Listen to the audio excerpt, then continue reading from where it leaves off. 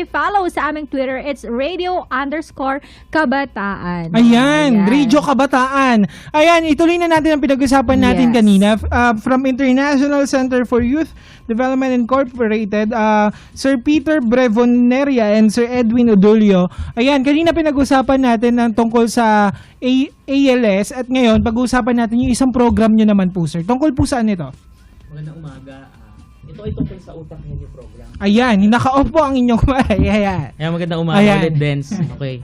Alam mo, bago ako dito sa Utak Henyo program, pero nais ko talaga makihalahok dahil sa dalawang mahalagang bagay na ginagawa nito para sa mag-aaral. Unang-una, yung tinatawag nating memory skills. Tinuturoan namin yung mga kabataan na madaling maalala yung kanilang mga pinag-aaralan. At ang kakaiba dito ay hindi lang ito basta rote memory. Hindi ko alam, Dens, kung merong kang karanasan na pag nag-aral ka, pagkatapos mo nag-aral, nakakalimutan mo yung mga inaral mo. Ang palagi po yan.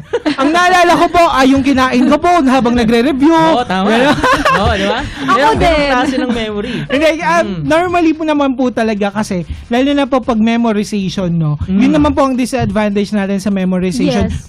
Without using the proper technique na katulad po ng ituturo nyo, eh parang nakakalimutan natin na parang nagbe-memorize lang tayo for the meantime at saka for the short-term memory. And of course, syempre, dito sa memorization na to, makakalimutan natin siya pag nag-lapse yung time. And dahil, siguro po, dito sa mga technique na ituturo nyo, you'll be able to teach us how to memorize and how to learn na hindi po natin siya kaagad-agad makakalimutan. Tama. Yung mga techniques kasi na ginagamit namin ay gumagamit ng tinatawag na imahinasyon or imagination. Wow, imagination. Okay. So, Magamit ano ginagawa kaya dito? Yung mga kaalaman mo ay hindi mo lang ini-stack knowledge kung hindi kinokonekta mo sa mga karanasan, kwento sa buhay mo. Sa ganung paraan, nagiging buhay sa alaala mo. Hindi lang ito karunungan, kundi alaala. Iba kasi yung knowledge lang sa memory talaga. Oo, tama. At dahil doon, nakaiuugnay mo to sa iba't ibang mga bagay sa buhay mo, hindi mo to agad-agad makakalimutan at magiging malalim yung dating nito. Meron po ba kayong isang technique or tips na parang mabilisan lang na may share sa atin? Pag sa technique o tips, si Peter ang pwede kong tanongin Ayan, dito. Sir Peter, ano po ba? Isang mabilisang technique lang po na